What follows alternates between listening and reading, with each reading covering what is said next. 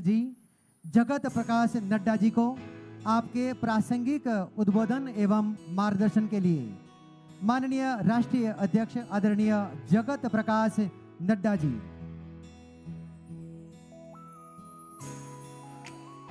बोलिए भारत माता की, भारत माता की, भारत माता की।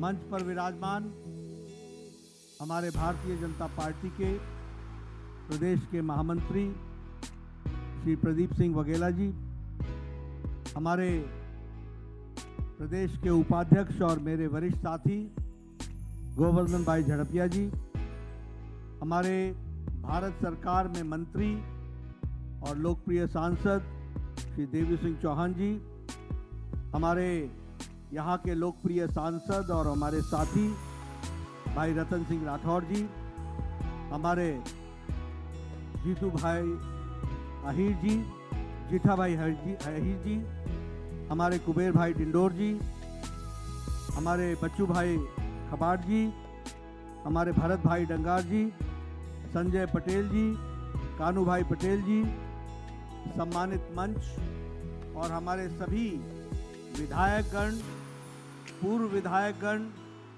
हमारे चुने हुए प्रतिनिधिगण और यहाँ पंचमहल में इतनी बड़ी संख्या में एकत्र आए देवी और सज्जनों, पार्टी के वरिष्ठ कार्यकर्ता बंधु और मीडिया के मेरे साथी, प्रिंट मीडिया और इलेक्ट्रॉनिक मीडिया के मेरे साथी। सबसे पहले तो ये मेरा सौभाग्य है कि मुझे इस पवित्र धरती पर, जहां शक्ति स्वरूप जगत जननी मां कालिका जी का निवास होता है, ऐसे पवित्र स्थान पर आने का मुझे सौभाग्य मिला है।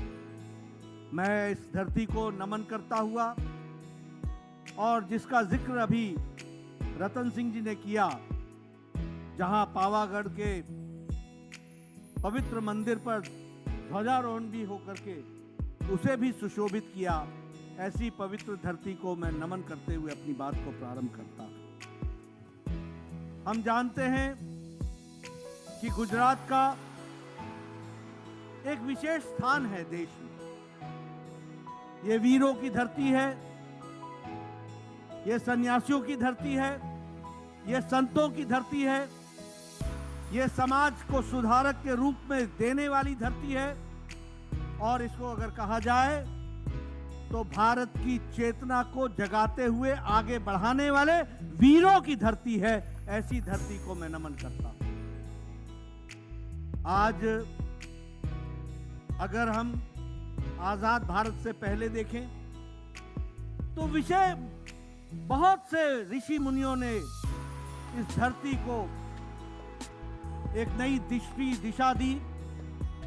अगर हम आजादी की बात करें तो हम महात्मा गांधी और सरदार पटेल को भूल नहीं सकते, और अगर हम आजादी के बाद की बात करें तो हमारे प्रिय प्रधानमंत्री नरेंद्र मोदी जी का भी जो योगदान है उसको भी देश कभी भुला नहीं सकता। ऐसी पवित्र धरती पर मुझे आने का मौका मिला है। मैं आप सब लोगों को इसके लिए दिल से धन्यवाद देता हूं। मैं अपनी बात शुरू करूं इससे पहले मैं आप लोगों को एक विशेष धन्यवाद देना चाहता हूं कि आप सब लोग इतनी बड़ी संख्या में, जहां सुबह 8:15 बजे तक बारिश हो रही हो, मूसलाधार बारिश हो रही है, उसके बावजूद आप सब लोग यहां पर आए हैं। आपका विशेष धन्यवाद, जो आपका पार्टी के प्रति एक लगाव है, एक जोड़ है। मैंने सुबह सुबह फोन किया प्रदीप सिंह जी को और हमारे गोवर्धन भाई को, रतन सिंह जी को, हमारे देवी सिंह जी को। हमने कहा देखो बारिश हो रही है, कोई प्रेशर मत रखना, कार्यक्रम हो सकता है तो करना, लेकिन हम भी कार्यकर्ता हैं, हमको मालूम है कि कितनी तकलीफ होती है, लेकिन आप सब लोग मौसम के विपरीत परिस्थिति में भी आप सब लोग आए हैं। आपका पुनः एक बार बहुत बहुत धन्यवाद। मित्रों, हम सब लोग बहुत भाग्यशाली हैं। मैं इसलिए कह रहा हूं कि हम सब भाग्यशाली हैं क्योंकि जब हम 9 साल सेवा, सुशासन और गरीब कल्याण आदरणीय प्रधानमंत्री मोदी जी की नीतियों को लेकर के हम आगे चले हैं, तो इसमें कोई दो राय नहीं है कि 1951-52 से हम सोचते रहे कि अंत्योदय, एकात्म मानववाद, गरीब का भला हो, समाज के अंतिम पायदान पर खड़ा व्यक्ति का भला हो। सरकारें आई और गई, गरीबी हटाओ के नाम पर लंबे समय तक कांग्रेस पार्टी राजनीति करती रही, गरीबों के नाम पर वोट लिया और गरीबों को ही लूटा। ये सबका साथ, सबका विकास, सबका विश्वास, सबका प्रयास, इस मंत्र को साकार किया तो आदरणीय प्रधानमंत्री मोदी जी ने करके दिखाया है। ये हम सबको समझना है। और इसलिए जब मैं कहता हूं कि हम भाग्यशाली हैं कि हम भारतीय जनता पार्टी के कार्यकर्ता हैं और हमें काम करने का मौका तब मिल रहा है जब हम अमृत काल में भारत को विकासशील भारत से विकसित भारत की ओर ले जाने का हमको ये सौभाग्य मिला है। इसको भी हमको समझना चाहिए। मित्रों, मैं यहां आपसे चर्चा करना चाहता हूं 9 सालों का अंतर क्या है और 9 साल के अंदर हम कहां से चले थे और कहां पहुंचे। सबसे पहली बात तो ये समझिए कि आर्थिक दृष्टि से दुनिया को मार पड़ी है कोरोना के कारण और यूक्रेन के कारण। कोई देश नहीं बचा। सारी दुनिया ने आर्थिक मंदी देखी। सारी दुनिया ने यूक्रेन की लड़ाई के कारण सप्लाई चेन की मुसीबत देखी। लेकिन उसके बावजूद भी आज दुनिया के आर्थिक जगत के विशेषज्ञ ये कहते हैं कि अगर कहीं उम्मीद, ब्राइट स्पॉट है तो वो भारत है और भारत आगे बढ़ रहा है। इसके बावजूद भी इंटरनेशनल मॉनिटरी फंड कहता है कि भारत की आर्थिक स्थिति बहुत मजबूत है। इसके बावजूद भी, इन सब परिस्थितियों के बावजूद भी भारत 9 साल पहले 11वें नंबर पर आर्थिक अर्थव्यवस्था में खड़ा था। और आज मोदी जी के नेतृत्व में जिस ब्रिटेन ने हम लोगों के ऊपर 200 साल राज किया, उसको भी पछाड़कर भारत अब 5वें नंबर की अर्थव्यवस्था बन गई है। और ब्रिटेन का प्रधानमंत्री ऋषि सुनक बोलते हैं कि समय दूर नहीं है जब भारत दुनिया की 3री नंबर की अर्थव्यवस्था बन जाएगी। मित्रों, ये परिवर्तन आपको जानकर के खुशी होगी कि इलेक्ट्रॉनिक का मैन्युफैक्चरिंग, इलेक्ट्रॉनिक गुड्स का बनना भारत में 500% गुना बढ़ गया है। आपको जानकर के खुशी होगी कि इलेक्ट्रॉनिक्स का एक्सपोर्ट, यानी इलेक्ट्रॉनिक्स के हमारे बनाए हुए सामान दुनिया में जो जा रहे हैं, वो एक साल में 70,000 करोड़ रुपए का इलेक्ट्रॉनिक गुड्स का एक्सपोर्ट है। और उसी तरीके से हम लोगों को कई बार कांग्रेस पार्टी वाले मजाक उड़ाते हैं ना, देश बदल गया, देश बदल गया। उनको मालूम नहीं है कि देश बदल गया है। आप देखिए, 9 साल पहले 92% मोबाइल, 92% मोबाइल जो आप हाथ में लेकर घूमते हैं, यह विदेशों से बन करके आता था और सबसे ज्यादा चाइना से आता था। आज भारत 97% मोबाइल भारत में बना रहा है और एप्पल भी अब भारत में बन रहा है। यह है अर्थ की व्यवस्था की दृष्टि से। अगर हम इस्पात की बात करें, स्टील की बात करें, तो स्टील जो हम मैन्युफैक्चर 4थे नंबर पर खड़े थे, आज भारत 2रे नंबर पर इस्पात बनाने में खड़ा है, 2रे नंबर पर। आपने सुना होगा, बचपन में आप लोग कहते होंगे ये जापानीज गाड़ी है, ये टोयोटा है, ये डैटसन है, ये जापान की गाड़ी है। आपको जानकर खुशी होगी कि भारत ने जापान को पछाड़ करके दुनिया की ऑटोमोबाइल इंडस्ट्री का सबसे बड़ा तीसरा मार्केट बन गया है, तो भारत बन गया है। वो भी हमको ध्यान में रखना चाहिए। आपको याद होगा कि प्रधानमंत्री जी ने, मोदी जी ने मन की बात में कहा था कि हमको भारत के खिलौने खरीदने चाहिए। कहा था कि नहीं कहा था? कहा था कि नहीं कहा था कि चाइना से गणेश भगवान क्यों आए, हमारे यहां क्यों नहीं इसको बढ़ाया जाए। आपको जानकर खुशी होगी कि टॉय का, खिलौनों का एक्सपोर्ट भारत में 3 गुना बढ़ गया है, और अब हम बना ही नहीं रहे हैं, हम दुनिया को भी दे रहे हैं। ये बदलता भारत। मित्रों, एक समय में एक प्रधानमंत्री ये कहता था कि मैं 1 रुपए भेजता हूं तो 85 पैसे बीच में गायब हो जाते। कहता था कि नहीं कहते थे? पता नहीं कौन सा पंजा था जिसमें वो चिपक जाता था।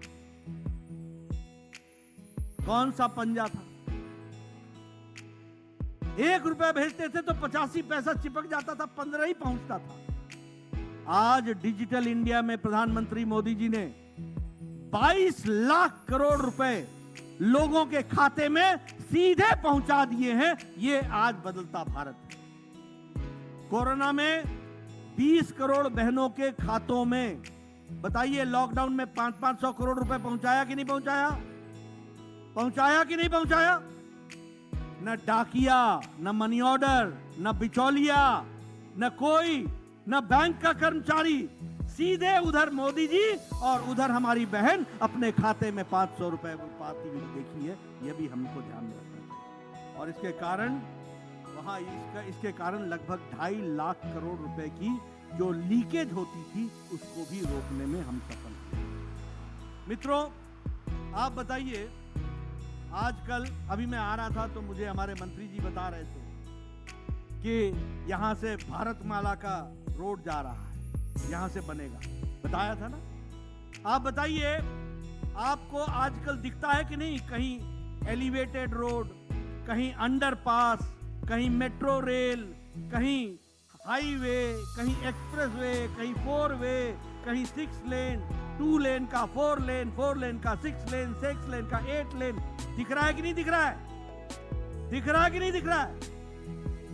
मित्रों, प्रधानमंत्री मोदी जी ने पिछले 9 साल में 18 लाख करोड़ रुपए इंफ्रास्ट्रक्चर पर खर्च किया है। 18 लाख। और इस साल 10 लाख करोड़ रुपए 1 साल के अंदर खर्च हुए। यह है विकास की कहानी। 54,000 किलोमीटर की नेशनल हाईवे बनी है। 54,000 किलोमीटर की सड़क बनी है।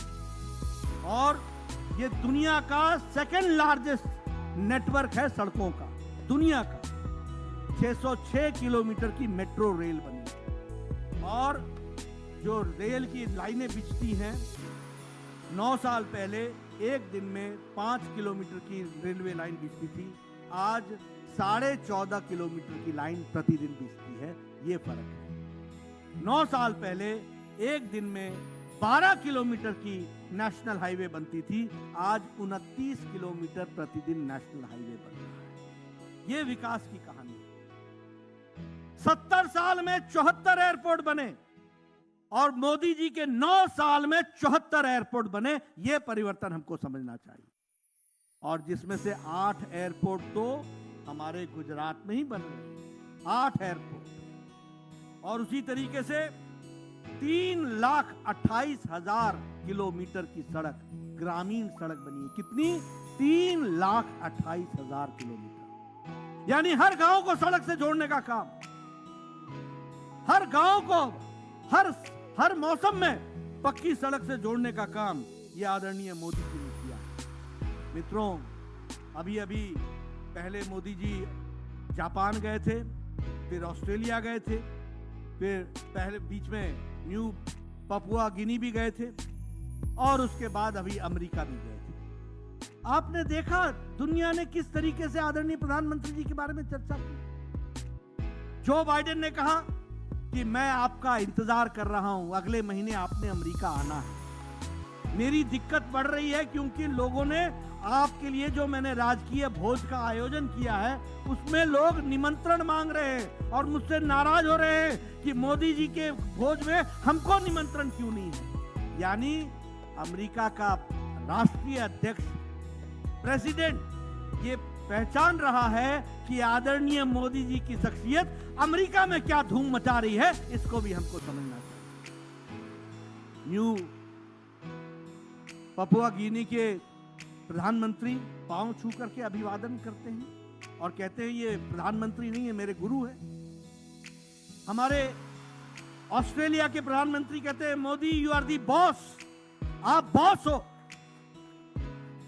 न्यूजीलैंड का प्रधानमंत्री न्यूजीलैंड से फ्लाई करके सिडनी ऑस्ट्रेलिया में आते हैं कि हमारे प्रधानमंत्री ऑस्ट्रेलिया आए हैं, मैं इनसे मुलाकात करना चाहता हूं। अपना देश छोड़ करके वो आकर के मुलाकात करते हैं। ये भारत की छवि बनती है। कोई कहता है Modi you are the boss. हमारे एनएसए के फॉर्मर यूएसए के जो है लीडर वो कहते हैं you are the global leader. USA के फॉर्मर प्रेसिडेंट कहते हैं you are the reformer in chief. Elon Musk कहते हैं आई एम मोदीज फैन। इस तरीके से आदरणीय प्रधानमंत्री मोदी जी को दुनिया में माना जा रहा है। अभी इजिप्ट गए थे, सर्वोच्च सम्मान उनसे उनको सम्मानित किया गया। आदरणीय प्रधानमंत्री मोदी जी पहले प्रधानमंत्री हैं भारत के जिनको दुनिया के सबसे ज्यादा देशों ने सम्मानित किया है, तो आदरणीय प्रधानमंत्री मोदी जी को। यह हमारी शख्सियत है, ये आदरणीय प्रधानमंत्री जी की शख्सियत है जिसको दुनिया रिकॉग्नाइज कर। और यहां हमारे कांग्रेसी भाई इनको मोदी जी की तारीफ से पेट में मरोड़ होते हैं, मरोड़ तकलीफ होती है। ये मोदी जी का विरोध करते करते देश का विरोध करने लगते हैं। ये हमारे राहुल गांधी ब्रिटेन में जाकर के बोल रहे हैं कि भारत में प्रजातंत्र खतरे में है। बोलो, भारत में प्रजातंत्र खतरे में है क्या? खतरे में है क्या? हाँ, आपकी नेतागिरी खतरे में है, आपकी नेतागिरी खतरे में। और किस देश में बोल रहे हो जिसने 200 साल हमारे ऊपर राज किया? और कौन बोल रहा है जिसकी दादी ने 25 जून 1975 को इमरजेंसी लगा करके 1.5 लाख लोगों को जेल के शीशों के पीछे 19 महीने के लिए जेल भेज दिया। वो प्रजातंत्र की बात कर रहे हैं। हमारे 75,000 से ज्यादा लोग मीसा और डीआईआर में बंद हुए, लेकिन आपको ये Modi you are the boss, you are the reformer in chief, I am your fan, इसके सुनने से आपके पेट में मरोड़ होती है और बौखला जाते हो। क्या शब्द का इस्तेमाल करते हो? नीच, बिच्छू, सांप, चाय वाला। अरे जितना तुम ऐसी बातें करोगे, भारत की 140 करोड़ की जनता मोदी जी के साथ खड़ी होती है। इस बात को भी हमको समझना चाहिए।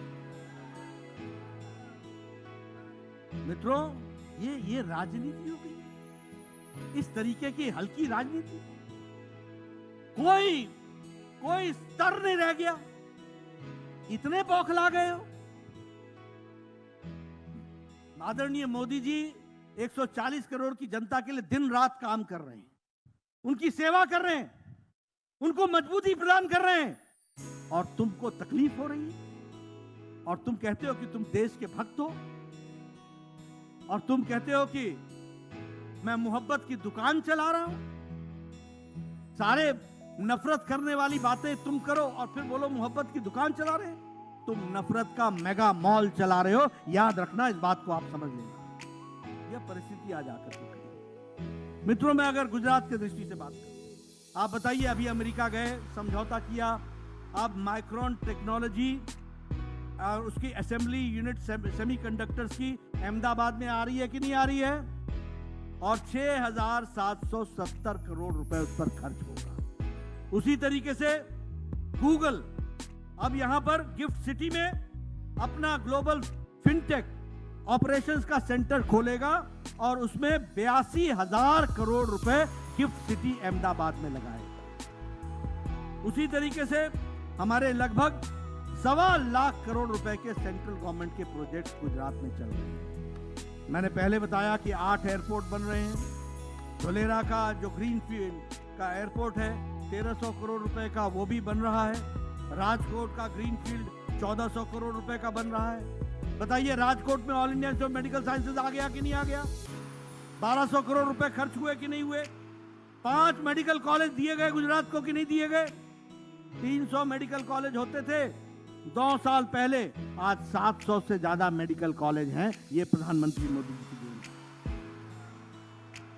आप बताइए वर्ल्ड हेल्थ ऑर्गेनाइजेशन का इकलौता ट्रेडिशनल मेडिसिन का सेंटर गुजरात में बन रहा है कि नहीं बन रहा है? और उसमें 130 करोड़ रुपए खर्च हो रहे हैं कि नहीं हो रहे? एशिया का सोलर प्लांट सबसे पहला लगा तो गुजरात में लगा। धोलेरा में वर्ल्ड का सबसे बड़ा सोलर प्लांट लगा तो वो भी गुजरात में लगा। ड्रग पार्क के लिए 2500 करोड़ रुपए का अप्रूवल हो गया है और भरूच में वो भी लग रहा है और वो ड्रग पार्क बन करके हमारी सेवाओं में जुड़ेगा। इसको हमको ध्यान में रखना चाहिए। मित्रों, मैं गुजरात की धरती को नमन करना चाहता हूं। देखिए, देश के हम 6% का हिस्सा है गुजरात और 5% की आबादी है गुजरात देश में। और आपका जीडीपी में कंट्रीब्यूशन 8% और इंडस्ट्रियल आउटपुट में आपका 18% कंट्रीब्यूशन है। यह है गुजरात। और उसी तरीके से गांव, गरीब, वंचित, पीड़ित, शोषित, दलित, गरीब लोगों के लिए 1 साल के अंदर गरीबों की सेवा के लिए गुजरात का बजट 3 लाख करोड़ रुपए का खर्च होता है। यह भी हमको समझना चाहिए। और उसमें से लगभग 1.5 लाख लोगों को जॉब्स देने का काम भी, सरकारी नौकरी देने का काम भी, यह भी गुजरात की सरकार ने किया। मुख्यमंत्री अमृतम योजना, Gunotsav scheme, Vidya Lakshmi bond scheme, मुख्यमंत्री युवा स्वावलंबन योजना, सरदार वल्लभ भाई पटेल इंस्टीट्यूट, ये सारे प्रोजेक्ट, ये सारी योजनाएं किस तरीके से महिलाओं को, युवाओं को, किसानों को ताकत देती हैं, वो हमको समझ में आता है। उसी तरीके से गुड गवर्नेंस में गुजरात नंबर 1, लॉजिस्टिक परफॉर्मेंस में गुजरात नंबर 1, स्वच्छ सर्वेक्षण में गुजरात नंबर 2, एक्सपोर्ट की प्रिपेयर्डनेस में गुजरात नंबर 1, स्टेट की फूड सेफ्टी में गुजरात दूसरे नंबर पर, पावर सरप्लस स्टेट सबसे पहला स्टेट है तो गुजरात है, ईज ऑफ डूइंग बिजनेस में गुजरात है। यानी हर चीज में गुजरात आगे बढ़ा है। और आप सबका सौभाग्य है कि पहले मुख्यमंत्री के रूप में और बाद में प्रधानमंत्री के रूप में गुजरात का नेतृत्व आदरणीय प्रधानमंत्री मोदी जी ने किया। मित्रों, आपको जानकर खुशी होगी कि इंटरनेशनल मॉनेटरी फंड ने कहा है कि भारत की गरीबी 22% से घटकर अब 10% से नीचे आ गई। इंटरनेशनल मॉनेटरी फंड ने यह कहा है कि भारत की अति गरीबी 1% से भी नीचे आ गई। 1% से। क्यों हुआ है? इसलिए हुआ है कि प्रधानमंत्री गरीब कल्याण अन्न योजना के तहत 80 करोड़ की जनता को प्रधानमंत्री जी ने 5 किलो गेहूं या 5 किलो चावल, 1 किलो दाल देने का निर्णय किया है ताकि कोई भूखा न सो सके, भूखा न सोए, इसकी चिंता की है। और जब मैं ये कहता हूं तो गुजरात में 3 करोड़ 40 लाख ऐसे लोग हैं जिनको प्रधानमंत्री गरीब कल्याण अन्न योजना में जोड़ा गया। अगर मैं बात करूं आवास योजना में 4 करोड़ मकान बने, 4 करोड़। मित्रों, मैं बार बार लोगों को सुनाता रहता हूं, झड़पिया जी लंबे समय से विधायक रहे, हमारे मंत्री जी लंबे समय से विधायक रहे। मुझे आपके बारे में मालूम नहीं, लेकिन मैं जानता हूं मैं 1993 में विधायक बना था। मेरा बीडीओ आता था, बीडीओ मतलब ब्लॉक डेवलपमेंट ऑफिसर, और मुझे बोलता था कि नड्डा साहब आपको खुशखबरी सुनानी है। मैंने कहा सुनाओ। बोलता है आपको एक पंचायत में 1 साल में 1 इंदिरा आवास योजना मिला है। 1 किसको दें? मैं कहता था भाई तू ही रख ले, जिसको मर्जी उसको दे। ये 1 का मैं क्या करूंगा? 1 अनार 100 बीमार, इंदिरा आवास योजना। और कांग्रेसी भाई क्या बोलते थे कि इंदिरा गांधी अपना कुछ पैसा छोड़ गई थी, उससे ये बन रहा है। देखो, देखिए चालाकी। मैं जमीन की बात बोल रहा हूं आप।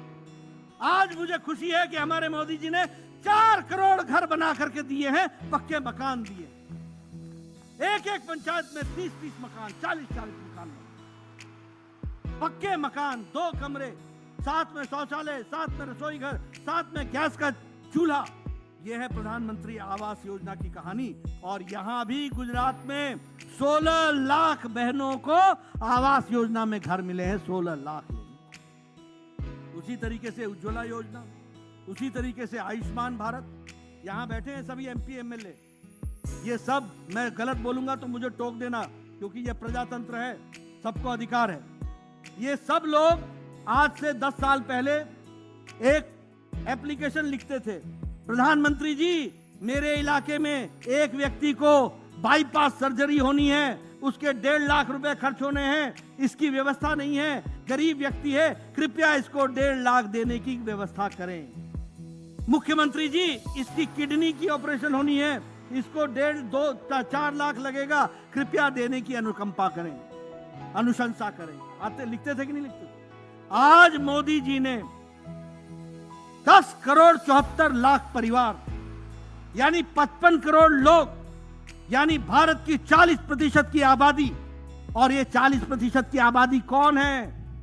गरीब, रेड़ी वाला, फेड़ी वाला, रिक्शा वाला, ठेला वाला, सब्जी वाला, गांव का बस का ड्राइवर, बस का क्लीनर, ट्रक का ड्राइवर, ट्रक का क्लीनर, लिफ्ट मैन, गाड़ी साफ करने वाला, रैक पिकर, कूड़ेदान से प्लास्टिक उठाने वाला, बाल काटने वाला, ऐसे गरीब लोगों को, 55 करोड़ लोगों को मोदी जी ने 5 लाख रुपए हर साल का गंभीर बीमारी से लड़ने का कवर दिया। 5 लाख। दुनिया का सबसे बड़ा हेल्थ कवर आयुष्मान भारत, दुनिया का सबसे बड़ा है।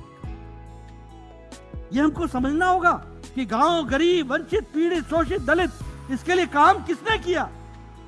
कैसे ये अति गरीबी नीचे आ रही है? कैसे ये गरीबी नीचे आ रही है? ये इसलिए आ रही है कि प्रधानमंत्री मोदी जी की नीतियों ने गांव, गरीब को मजबूत देने का निर्णय करके उसको आगे बढ़ाया है। मित्रों, 11 करोड़ शौचालय बनाए गए, इज्जत घर बनाए गए, 42 लाख यहां गुजरात में बनाए गए। अब मैं इसकी भी कहानी आपको सुनाना चाहता हूं। लोग भूल जाते हैं, मैं याद रखता हूं और लोगों को बताता हूं। आप बताइए, आज से 10 साल पहले गांव की बहनें सूर्योदय से पहले और सूर्यास्त के बाद झुंड बना करके खेतों में जाती थी कि नहीं जाती थी? मैं ठीक बोल रहा हूं कि गलत बोल रहा हूं? अपने दैनिक नित्य कर्म के लिए भी उनको गांव में, खेतों में जाना पड़ता था। उनको अगर इज्जत देने का काम किया और इज्जत घर बनाया और 11 करोड़ इज्जत घर बनाया, तो आदरणीय मोदी जी ने बना करके उनको इज्जत दी है। यह भी हमको समझना चाहिए।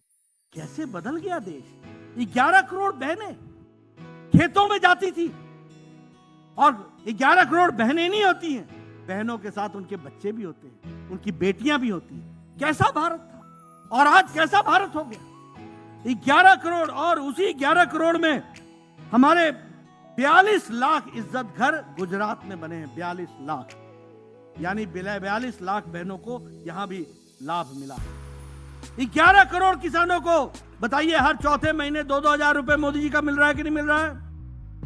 मिल रहा है कि नहीं मिल रहा है? प्रधानमंत्री किसान सम्मान निधि 11 करोड़ किसानों को मिल रहा है। और यह कैसे मिल रहा है यह भी सुन लो। अभी कुछ दिनों बाद प्रधानमंत्री मोदी जी का कार्यक्रम होगा, उस कार्यक्रम की रचना बन रही है। उस कार्यक्रम की दृष्टि से ये आप ध्यान में रखिएगा कि इधर मोदी जी बटन दबाते हैं और उधर 15 सेकंड के अंदर 11 करोड़ किसान के खाते में 2-2 हजार रुपए पहुंच जाता है। यह बदलता भारत है, यह बदला हुआ भारत है जिसको हमको समझना होगा। उसी तरीके से जल जीवन मिशन, मैं याद दिलाना चाहता हूं, आज 9 करोड़ 90 लाख घरों को जल जीवन मिशन से जोड़ा गया है। और मुझे खुशी है कि 26 लाख कनेक्शन गुजरात में दिए गए हैं और अब यहां 100% सैचुरेशन की तरफ हम बढ़ रहे हैं। लेकिन याद करो, आप लोग तो एमएलए रहे हैं, ये बहनें थैला लेकर के 2-2 किलोमीटर जाती थी कि नहीं जाती थी पानी लाने के लिए? जाती थी कि नहीं जाती थी? आज परिवर्तन आ गया जल जीवन मिशन के तहत। और इसलिए जीवन को किस तरीके से बदलना है, उसके लिए जो काम हुआ है वो सब हम लोगों के सामने है। मित्रों, मैं यहां एक बात और आपको बता देना चाहूं। आदरणीय मोदी जी ने 9 साल के अंदर भारत की राजनीति की संस्कृति बदल डाली। क्या संस्कृति बदल डाली है? वंशवाद से निकालकर देश को विकासवाद की ओर ले गए। क्या संस्कृति बदल डाली है? वोट बैंक की राजनीति से निकाल करके देश विकासवाद के साथ खड़ा हो। क्या संस्कृति बदल दी है कि भाषण और भुलावे में रहने वाले नेता से वहां से देश को निकाल करके रिपोर्ट कार्ड की राजनीति तक ले गए हैं और रिपोर्ट कार्ड पर मिलने का दिया। मित्रों, मैं आपके सामने एक चर्चा करना चाहता हूं। आज देश की संस्कृति बदल गई। आदरणीय प्रधानमंत्री मोदी जी लोगों के विकास के लिए काम कर रहे हैं। दूसरी ओर जितनी पॉलिटिकल पार्टी हैं वो अपने परिवार को बचाने के लिए राजनीति कर रहे हैं, अपने परिवार को बचाने के लिए। और कहने के लिए नहीं कह रहा हूं, भारत का नक्शा आपके सामने खींच देता हूं। बताओ, फारूक अब्दुल्ला के बाद उमर अब्दुल्ला है कि नहीं है? आप बताओ, मुफ्ती मोहम्मद के जाने के बाद बेगम महबूबा मुफ्ती है कि नहीं है? बताइए, बादल साहब के जाने के बाद सुखबीर है कि नहीं है? बताइए, चौटाला परिवार है कि नहीं है? बताइए, मुलायम सिंह के जाने के बाद अखिलेश है कि नहीं है? और अखिलेश के बाद उनके चाचा भी नहीं है, डिंपल है। एक ही परिवार। बताइए, लालू के बाद तेजस्वी, तेज प्रताप, मीसा और आने वाली संतान, ये सब परिवार के लिए है कि नहीं है? आप बताइए, वेस्ट बंगाल में ममता और ममता के बाद उसका भतीजा अभिषेक है कि नहीं है? नवीन बाबू अपनी व्यक्तिगत पार्टी है कि नहीं है? ये जगन मोहन रेड्डी वाईएसआर के बाद ये जगन मोहन रेड्डी ये परिवार की पार्टी है कि नहीं है? ये तेलंगाना में केसीआर, केटीआर, पिता, दामाद, बेटा, बेटी, आने वाला पोता है कि नहीं है? आप बताइए, करुणानिधि के बाद स्टालिन के बाद उदयनिधि परिवार है कि नहीं है? आप बताइए, उद्धव के बाद उसका बेटा है कि नहीं है, आदित्य? आप बताइए, शरद पवार की समस्या क्या है? परिवार। उनकी बेटी है कि नहीं है? बताइए। ये सब लोग आपके लिए नहीं लड़ रहे हैं, ये परिवार को बचाने के लिए लड़ रहे हैं और मोदी जी देश के लिए लड़ रहे हैं। इस बात को हमको समझना चाहिए। भारतीय जनता पार्टी गांव, गरीब, वंचित, पीड़ित, शोषित, दलित, किसान, युवा, नौजवान, हमारी बहनें, इनके लिए हम लड़ रहे हैं, इनकी ताकत देने के लिए लड़ रहे हैं और मोदी जी के नेतृत्व में लड़ रहे हैं। और दूसरी ओर लोग अपने परिवारों को बचाने के लिए। और ये कांग्रेस नहीं रह गई है भैया, ये भी अम्मा सोनिया, बेटी प्रियंका, बेटा राहुल, बाकी सबको पैकेज कॉन्ट्रैक्ट पर है, बाकी सब कॉन्ट्रैक्ट पैकेज है। ये भी परिवार की पार्टी हो गई। ये सब परिवार बचा रहे हैं। और उसमें से भी एक बड़ी बात सुन लीजिए, इसमें से आधे से ज्यादा जेल होके आए हैं और आधे से ज्यादा बेल पर हैं। और मोदी जी ने कहा है, एक भी बेईमान बचेगा नहीं, सब अंदर जाएंगे, आज नहीं तो कल जाना ही होगा। यह है अंतर। बोलिए, हमें ऐसा देश चाहिए कि नहीं चाहिए? ईमानदार देश। हमें मोदी जी के नेतृत्व में देश को आगे बढ़ाना है ना, आगे बढ़ाना है ना, और इन परिवार वालों को घर बैठाना है ना।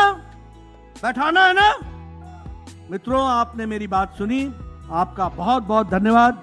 जय भारत, जय गुजरात। बहुत बहुत धन्यवाद, बहुत बहुत आभार माननीय राष्ट्रीय अध्यक्ष जगत प्रकाश नड्डा जी, आपके प्रासंगिक उद्बोधन के लिए एवं हम सबको मार्गदर्शित करने के लिए। और इस अवसर पर आभार विधि प्रस्तुत करवा माटे विनंती करिए છીએ। श्री अश्विनभाई पटेल, माननीय जिला भाजप प्रमुख श्री ने